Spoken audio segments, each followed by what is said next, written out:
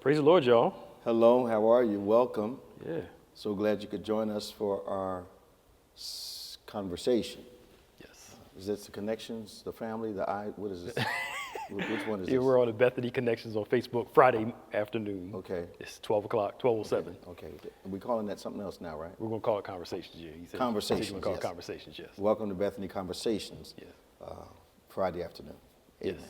Yeah. And those of you watching on Sunday, be a part of our Conversations group. That's right. So you can watch early on Friday, not have to wait till Sunday at 10 o'clock to If watch you're it. watching from around the nation, or you're kind of geographically dislocated from us, join the Connections Church so we can get you further engaged and start to take you through our Embrace curriculum,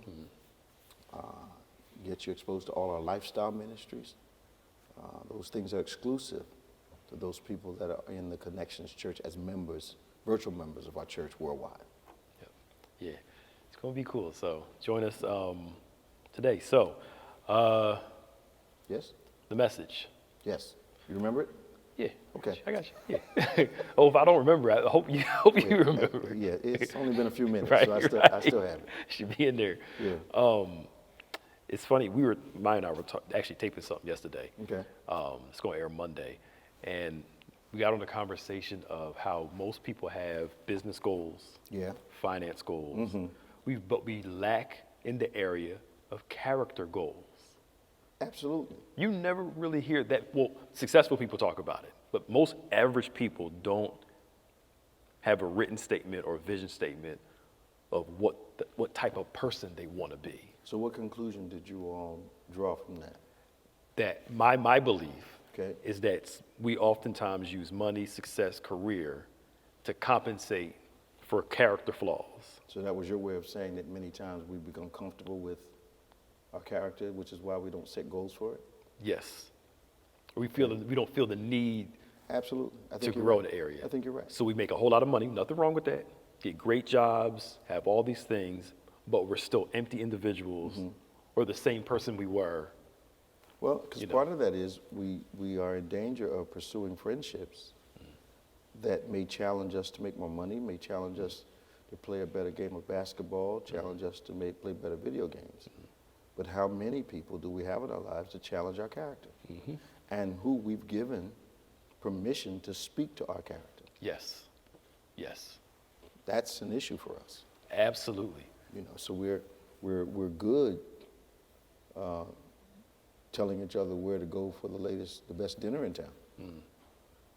But do we tell each other where to go to get the best us? Right. Right.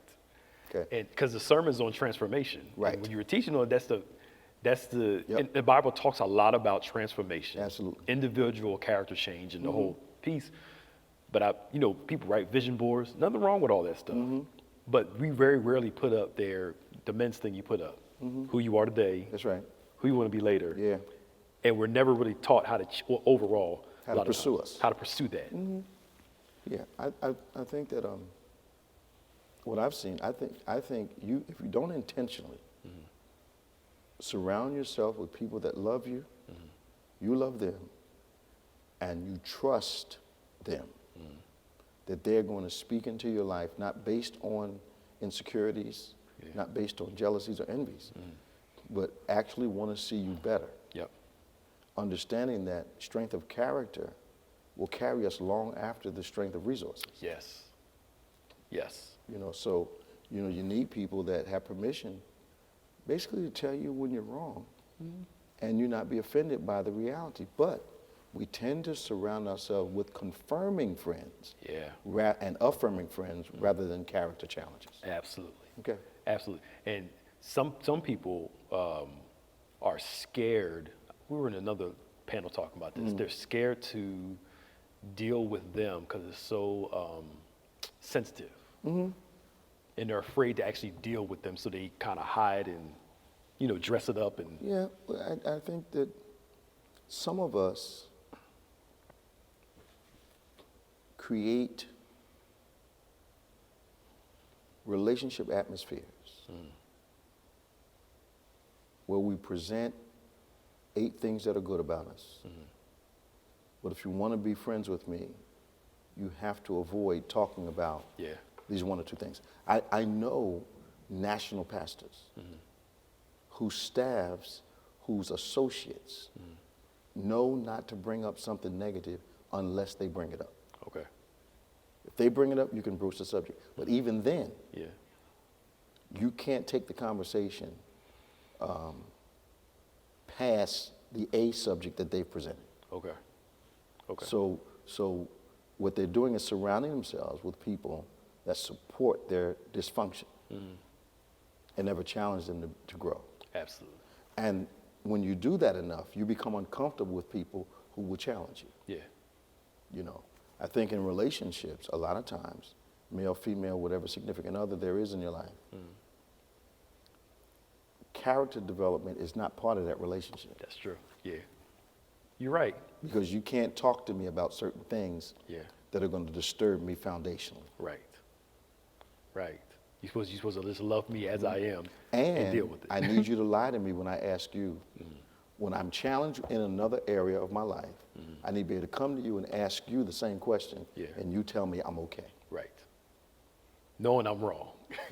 Knowing that, because we wait for the negative characteristic to explode somewhere else other than where we are. Okay.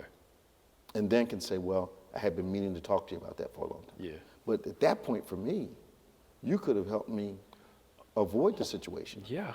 But I wasn't sure that your love trusted me enough to talk to you about it. That's the thing. So it's more of a love and trust thing. Oh, yeah. That's true. Yeah. Oh, yeah. Yeah. Oh, yeah. If you're going to love someone,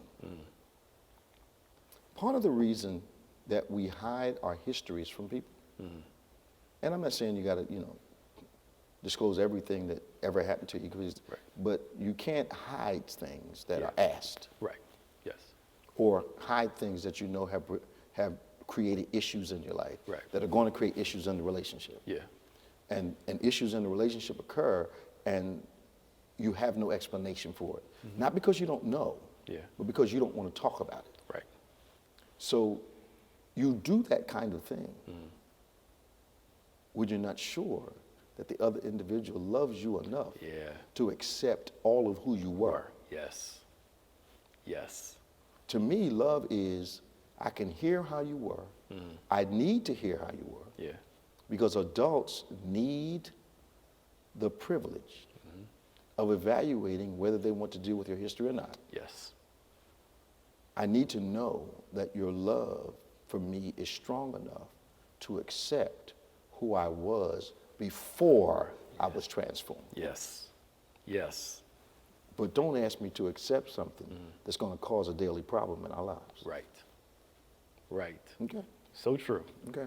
And for most of us, I don't know about you, a lot of sessions I have with people, they act like they didn't know some of that information. No, they know. And they went in with that information. They know. That damaging stuff you just talked about. They know. And then wonder why they saw the person do it to everybody else and never thought they would do it to them. Exactly. But people are on their best behavior before you marry them. Yeah, that's true. They are. Yeah. And in the impressive stage, if they're acting crazy, something's wrong with that. Right, yep. If they stupid before, yeah, there's a problem with that. Absolutely. Absolutely. Because one of the things that it kind of, I wouldn't say it surprised me some. Okay. Is that the more I meet highly successful people and the more I get to know them, the more shocked I am, because I thought in my naivete that if you reach this level of status, that we all got flaws. I'm not saying the person has to be perfect. Yeah, no. But you would think that a person that reached this status wouldn't be so insecure, so angry, so damaged, so... That would be nice, wouldn't it? Yeah, because it looks like they got it going on because of this great success. And you're like, wow. Because the environment in which they have excelled, if it's a corporate environment, they've learned how to suppress those career-damaging emotions and responses. If it's their own business, the employees have to adjust to them. And they don't allow this negativity that they have, this dysfunction, to interact with their customers. Okay. So the customer doesn't know the real individual. The employees do, but the employees want to keep the jobs. Right. Right. That is so true. Yes, sir. And it's like you look at a celebrity when something happens in a relationship with them, like how could you do that to that person? My thought is we get the person that the media shows us. We're not going home to live with that individual and got to deal with them on a daily basis. We have a relationship with the filter, not the individual. Right. Right. And that outer man that we've created is our filter for the world. Yeah. So people deal with that and rarely do they find out who we are. Yeah. So there's this issue of, do you really know me? Yes. Yep. Because you may have a relationship or a transaction going on with my filter that I've created. Right. And which makes me acceptable. Yes. But again, I'm going back to the fact, some people think I've got to hide this stuff because if you really knew me, you wouldn't love me. Right. The problem is it's a time bomb. Yes, it is, because it comes out. Yeah, the pressure of a relationship. Relationships are designed to uncover you. Yes. Relationships are built to reveal the inner you. Yes. Yes. In your relationship with God, same way. All day long. What's that song? The closer I get to you, the more you make me Yeah, sing. And the closer you get to him, the more he starts to show you. Because the biblical principle, and you talked about this, I think, with Moses and somebody else, our gift progresses faster than our character. Oh, yeah. You know, our gift, we can flow on our gift. I hate to use the word perfected because you never really perfect it, but you're almost there. But our character seems to be dragging behind, and I think that's why we see so many biblical characters. Moses putting his hands up, sea goes away, strikes the rock, water comes out, calls down this, does all this stuff, and in that, you said that pressure situation. Yeah, man. Instead of speaking to the rock, his character gets in the way. Here comes the Moses underneath the Egyptian. Yes. Yeah. David fighting Goliath. Yep. Ruling the kingdom. Phenomenal. Does all this stuff. Phenomenal. A little thing, a situation of Bathsheba, and then him doing a census one day, and God says, bruh, you're a great king, but your character is getting in the way, and that's all of us. One of the things I didn't get to that I'm hoping not to forget is that, you know, Saul gets anointed, chosen. Saul then hides behind the stuff in his life. God sends someone to fetch him out. Yeah. Saul starts to achieve victories. And then Saul gets drunk on victory. Yeah. And starts to decide which part of God's will. He likes the will that gives him what he desires, which is victory. Yeah. He doesn't like the sacrificial part of winning with God. And there is a sacrificial part in winning with God. Yeah. That's going to be cool. Doctor. I can see that all in my I head. can't wait to see So it. you go into that scripture where Oh, you yeah. oh boy. Oh, yeah. Okay. That's going to be nice. Oh, yeah. But you're right. Yeah, we get drunk off our accomplishments, drunk off all this stuff. And Will Smith said it earlier this year, late last year. He's like, you can't out-achieve your childhood issues. He said, I made all these movies, had all this money, I did all this stuff, but I was still that scared little kid. And people would have thought Will Smith missed the 4th of July. No. And he said, I was still that scared little boy. And eventually I had to deal with it. What's that I saw? The actor has to behave during the movie as if he does not know the conclusion. Yep. Now, we know the conclusion. Yep. And we conduct ourselves like we don't. Yep. And right, God gives us all this word to show us these different outcomes. I win, but I don't conduct myself as though I win. Yep. So God challenges us to continue to grow personally. We were talking to somebody in one of these panels. They're all blended in together. Yeah. Psychologists, I didn't know this, but it hit me a couple years ago, and psychologists proved this, that at the age of 30, around the age of 30, your childhood issues start coming out. Okay. The stuff you forgot about. It's like this window from 30 to about 50-something. Yeah.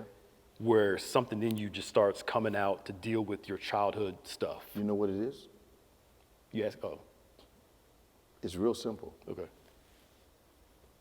the pressures of commitment and responsibility start to reveal what we've been able to hide for the first 30-some years of our lives. Yeah, that's true.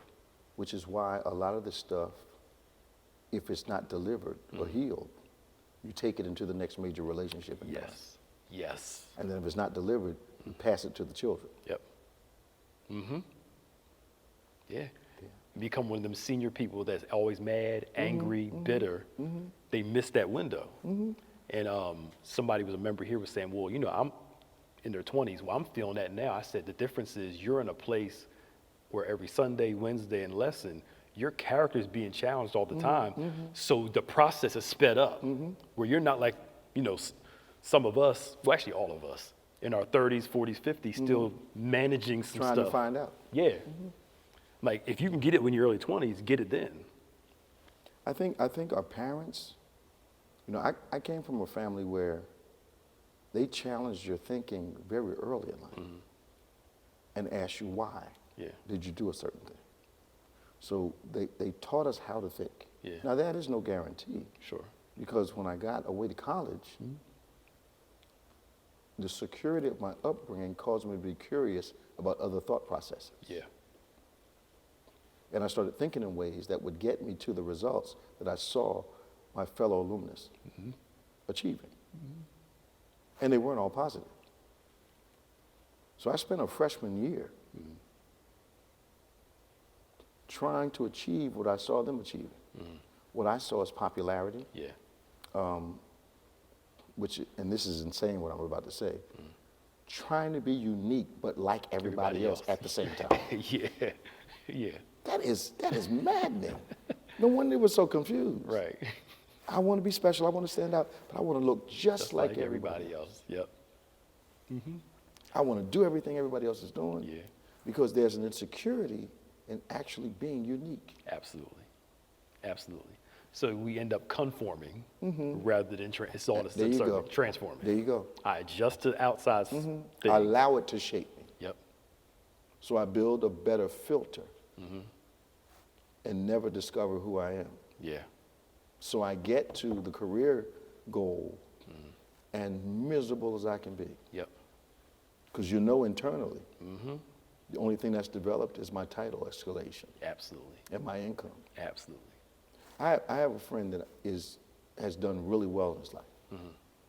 And when I tell you he has not developed in character from the time I met him as a freshman, absolutely. Okay. Thing that has saved him, he's been working with technology. Okay. So he hasn't had to interact with much. people, yeah. Wow. Hasn't had a chance. Yeah. Wealthy. I talked to him 10 minutes, and I've got to correct him 8 times. Yeah. Remember who you're talking to? Yeah. It's the same guy with achievement attached. Right. Yep. And God shows us so much about having success is great. All those things are good. But the Bible does say all of us are going to go through the fire. Yep. And the thing is, what's going to outlast that fire? Not our wealth, not our fame, not our not our success or our popularity. All that stuff's going to be burned up with the hopes that all of us will go through, that we will make it in. That's in Corinthians somewhere. Yeah. Job's test was not about his possessions. Yep. His test was about his character, his relationship with God. Yeah. And Job passed that test. Yep. Yeah. It was a character thing. Yeah, and God will consistently test your character. Well, we understand. Isn't that what a trial is all about? Yep. Yep, to test your character. Are you that same super saved person when things are going well when you go through this hardship? I had a conversation with a person yesterday, going through right now, and they thought they were being mature until I started talking to them. Okay. And then all of a sudden it was, I hear you. Yeah. You know, because I don't know. Yeah, I know. But your spiritual maturity, to me, your spiritual maturity, you speak in tongues, you praise, do all this stuff, all that's cool. But the Bible shows us spiritual maturity is more in character and how we act Absolutely. than how all the gesticular stuff that we do in church. Because the gift is perfect. Now, God does give you the leeway in how it is expressed. But sometimes we can express that thing in a way that detracts from the gift that we have. Yeah. Because a lot of times we make a gift personal in this sense. We want the gift to build reputation, Yeah. not try to build our character to match the weight of the gift. Right. Right. Do you have questions? Jeez. Yeah. She's looking at these guys who are just running their mouths. Go ahead. Sorry. How do you break those generational chains of self-doubt? More importantly, how do we not pass them on to our children?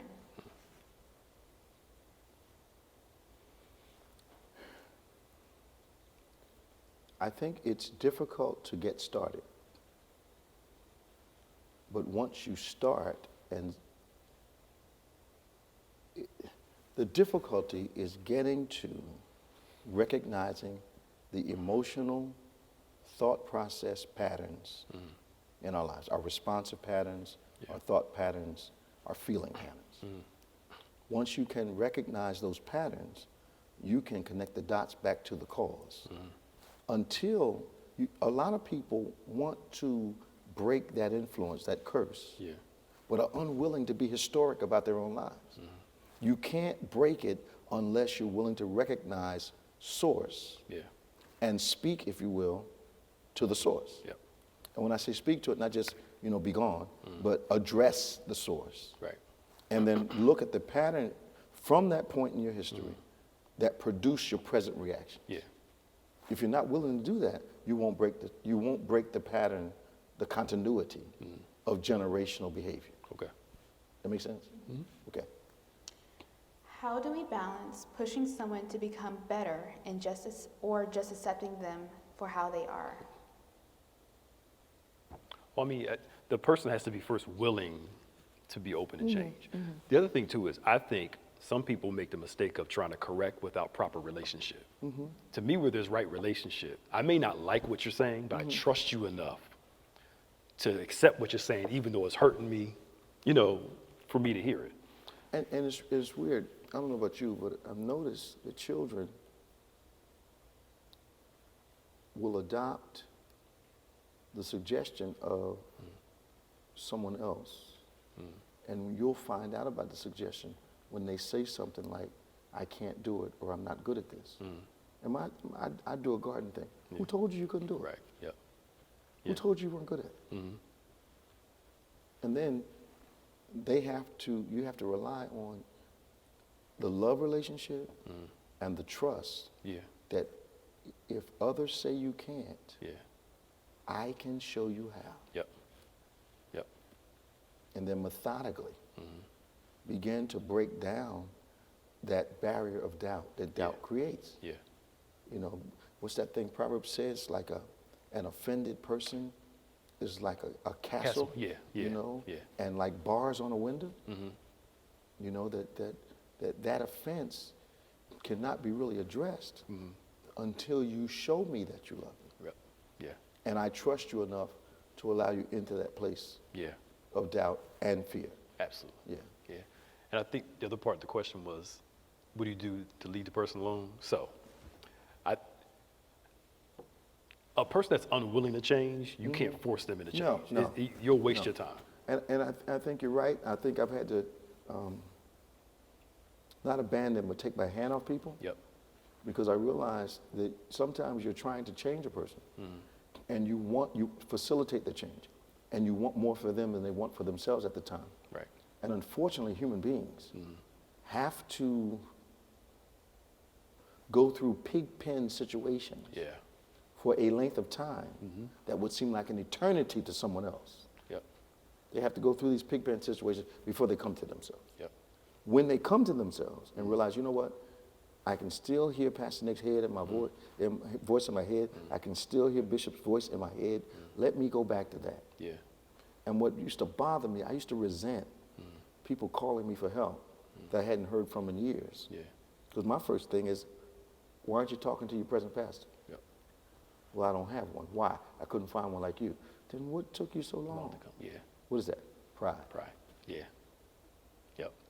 They can't come back and admit they were wrong. Yeah. Pride has to take a hit before you get help. Mm-hmm. Yeah. Yeah. And leadership question for you on this one, because I've heard you say on a couple of occasions, you'll wait until the person's ready to have a conversation. Like you want to talk about it, but you know it's not there. And you said good leaders see everything but correct a little. Yeah, overlook a lot. Overlook a lot, yeah. So can you go into explanation of knowing when to put your hand on, when to take your hand off and kind of let the person go through Yeah.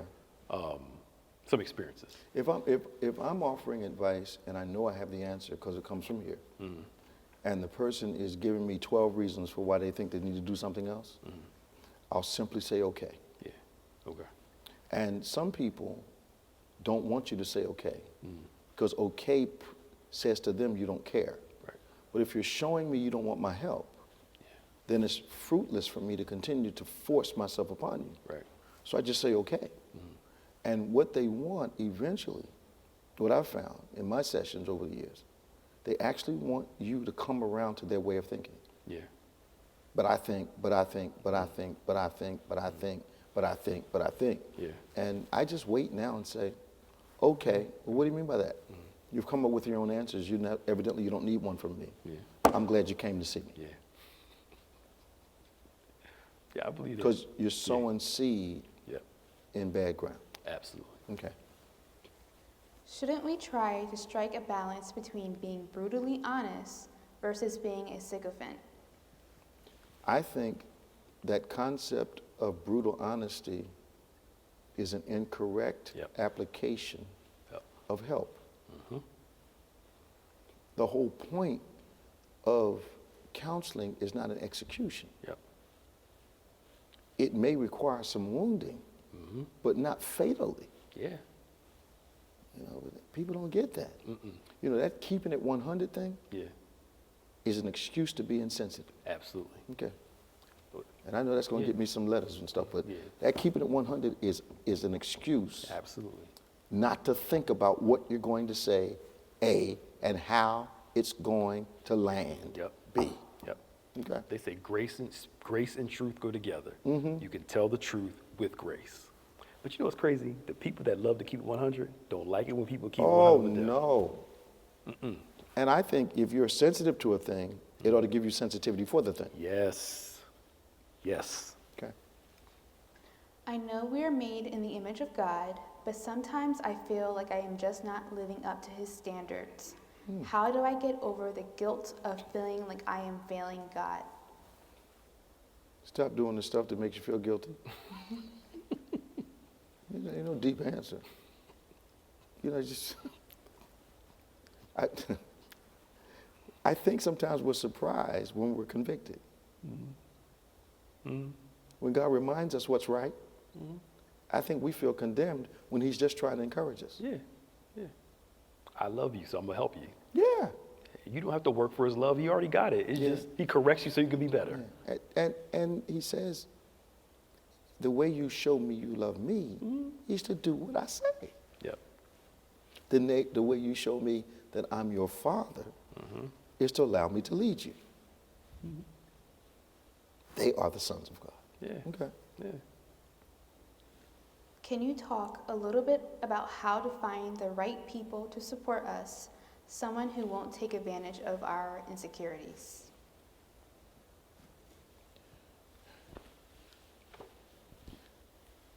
I think people are a little too premature,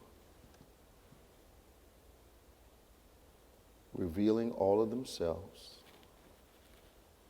too early in relationship. Now, I don't know if you've ever run into this, but I've talked to people who've told me they do relationship things because they want the person to know they're interested. Yeah. And then find out that the person had another agenda. But they find out sometimes months, sometimes years later, that the sheer fact of revealing all of yourself immediately before any relationship or trust was developed Yeah. made the person cautious. Yeah. I saw this thing where Getty, when he was going to hire someone, would take them out to dinner. And this falls into every conversation being an interview. And his number one indicator of whether he would hire was whether the person salted their food before they tasted it. He said, if you'll do that without tasting it, what kind of decisions are you going to make in my company? Not more careful about what you put in your body. And he would go through the dinner. Glad we had this time together. Yeah. But I don't need somebody that makes decisions like that. Wow. And they would never know why he didn't call them back. Wow. You know, you can share your ministry with millions, Yep. but you have to be very wise about who you share your life with. Yep. We tend in this culture to share our lives with anybody that'll listen. Yep. Yep. I watch these social media platforms, and I am astounded what people share with folk that will never meet them. Yes. Yes. I'm astounded. It's their life. That's the crazy. It's their world. And it's got to be doing something to their psyche, because some of them that are popular, they do it to get more followers, more attention, more money. But that has to be damaging to you long term, to be that vulnerable to that degree, and to basically pimp yourself out a little bit. I hate to say it like that. Yeah, yeah. That's what I think. Yeah. You know, but I think the issue for us is that for every 1 or 2 people that you think follow you, there's 3 to 5 that are saying, that's wacky, I don't want to be associated with that. Yeah. Yep. So all you want are the people that will never criticize your dysfunction. Yep. And you call them friends. Okay. Is there a difference between self-confidence and self-esteem? Is it possible to have one without the other? I don't think so. I think they're together. Yeah. I think they're 2 sides of the same coin. Because if I don't feel good about myself, it's hard to have confidence. And if I don't have confidence, low confidence is usually not tied to high self-esteem. Right. Yep. Yep. Yeah. Literally. Yeah. How can you help a person build their self-esteem through ministry? Do ministry. Through or doing ministry? Through ministry. Is that the right way to build your self-esteem, through ministry? In the sense of They may be talking about Okay. how does ministry help self-esteem. Okay. I think it definitely can. Yes. A, giving you the diagram for who God created you to be. Okay. Yeah. And B, becoming productive within that diagram. Right. So the outcomes in your life change. Okay. Because failure continued year after year does not help your confidence or your self-esteem. No. No. You know, so start to add up some victories Okay. that God would appreciate, God would be pleased with. I think ministry can help you overcome. Okay. Yeah. Oh, my mind went to first people using the title to. Yeah, you well, know, that's the negative side. That's That's yeah. the negative side, you know. Yeah. You know, call me Reverend, Yeah. because I don't have anything else unless you call me Reverend. Yeah. Yeah. Yeah. Yeah. Yeah. Yeah. And yeah. Okay. I have been hurt by spiritual leaders who just say, I told you so, when I make mistakes. Is this God's judgment or just a person's opinion of me? How can I tell the difference? I think fathers, now correct me if I'm wrong here. Okay. I think fathers will lovingly restore you, correct you, help you get you on your way. They're going to include that I told you so in there somewhere. But there's a certain care to it Okay. that a father has versus a mentor and a regular pastor does. Okay. That's from my experience. Okay. You know what I'm saying? But let's talk about the responsibility in that transaction. Okay. Because what I told you so implies Yeah. is that that person was given Yeah. advice Yeah, and told you. decided to do their own thing. Yeah. So if there is no responsiveness to the voices that have been applied, assigned to your life to help you, and you have to keep coming back and they're saying, why did you do that? I told you not to do it. Yeah. There's a responsibility in the relationship Right. to do as you are instructed. Agreed. Agreed. But if you don't do it, then you're going to feel upset because the person says, I told you. Now watch what happens. If you've done that a dozen times, you'll find the grace for the conversation diminishes. Start shit. Yep. And you get, you don't get, why did you do it? Because you've given that excuse 10 times. Yes. What were you thinking? You've given that excuse 10 times. So now they say, well, I told you so. Yeah. Yeah. Because you're not responding to anything else. So both of those, but there's a responsibility in a mentoring or fathering situation. Yeah. Yeah. Yeah. Change is often voluntary, but can also be involuntary. How do we adjust our response to involuntary change without losing who we are? Well, yeah. Okay. Here's the thing. All change does not change me. So I've got to know who I am and establish an identity in Christ Jesus so that the seasons don't alter my character or my identity. Yeah. A lot of times when we're not sure of who we are, we'll respond to cultural suggestion. Okay.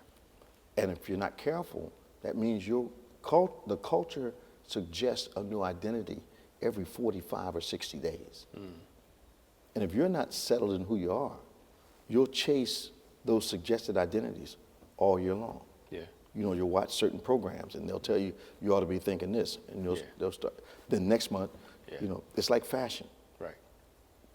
You ought to be wearing this, you ought to be wearing that, and we try to pursue those identities. And you broke. Yeah, and you've got a bunch of stuff that's out of season that you can't wear again because the suggestions were not eternal, they were temporary. Yes, sir. Yep. Okay. Does self-confidence always lead to success? No. No. Nah. You can have a low self-esteem and be successful. Yep. It's your work ethic. And you can have high self-esteem Yeah. and still fail. Absolutely. Can you talk a little bit more about forgiveness of others, but more importantly, how forgiveness of ourselves when we keep making the same bad choices? Okay. You want to take it first? Sure. To me, the hardest person to forgive is yourself, because you see everything about you. Forgiveness of self, to me, is when forgiveness first is a perception change. Right. I'm changing the way I see this person or this thing, which Right. allows me to change my reaction towards them. Right. The way I've learned to forgive myself, I think a lot of people, they struggle to forgive themselves because when they think about that flaw or the mistake they make, the first thing they say is, I can't believe I did that. Okay. And then one day I was driving in the car, still remember the street. I was thinking about a mistake I made. I said, I can't believe I did that. And something in me said, believe it.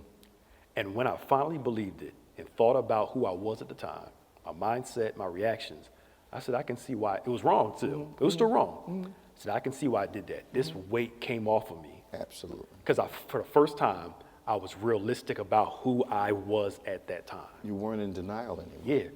And denial will lead to a struggle to forgive yourself. Yeah. I think not connecting the dots as to why something is happening continually.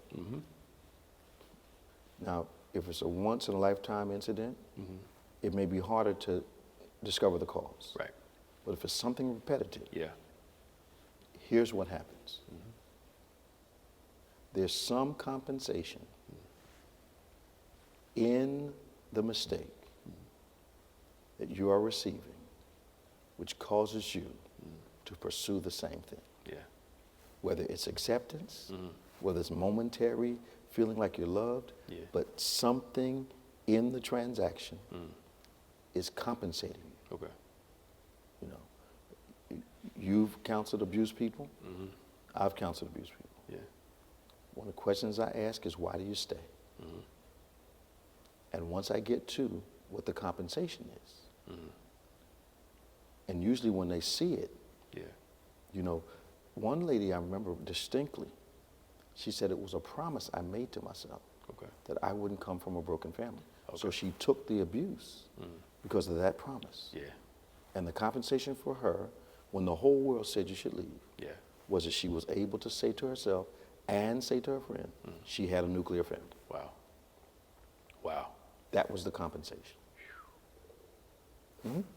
That's deep, but it makes sense though. Oh, yeah. Yeah. And all relationships produce compensation. Yeah. We call it reciprocation. But all relationships produce compensation. Yeah. And sometimes in a bad one, the compensation is addressing something Yeah. that doesn't even make sense to the individuals. Yeah. Yes. Illogical. Yeah, Yep. that's why it's emotional. Yep. Yeah. Yeah. Our continuous sins or something that's. You know, so someone will leave a good relationship for a bad person and stay in a bad relationship because of the compensation. Yep. That's true. On that note, we are out of time. Are we? Yes. Well, real quick, just Yeah, she's got another question too. you want to do one real quick? We'll do one more. Go ahead. How do you position yourself for change? Got to think first. Yeah. There is no change without a change in thought process. Yep. None. How do I get to a new thought process? Check out the patterns that have produced results that were not advantageous. Yep. The patterns will reveal the thought process. Change the pattern, change the outcome. Yep. Okay? Yep. All right. Cool. So real quick announcements real quick. We had some people drop off some more backpacks. If you need them, call the church extension 113. Kathleen Medley will make sure you get them. Or if you know a needy family that needs them, we have a bunch to give out still. Okay. This coming Sunday, we're not doing 10 times better. We're not? Pastor Lucette, Okay. that service. Bishop did a message for Pastor Lucette, one of our harvest pastors. It's going to be streamed on both of the church and his. Yes. Or it's going to be So we're going to cross-pollinate? we're going to cross, Okay, yeah, okay. cross it, and we're going to stream it on hers and on ours. Okay. So you can watch that service at 6 o'clock. That's cool. We'll watch it, share it, Yeah. and do all that good And stuff. then we'll be in AC AC at for an outdoor service at 4. 4 o'clock, yes, Yeah. at, what's the name of the church? Pastor John Howard Sr. Yes. at 4 o'clock. We'll put it up. Hope. Hope Church in Atlantic City Yeah. on Sunday at 4 o'clock. Yeah. And Outdoors. Outdoor service. In your cars. In your car, yes, in your cars. And if you can't make it, we'll share it on they're streaming the service and we'll share it on our platforms. too. Sure, sure. All right? See y'all. Take it easy.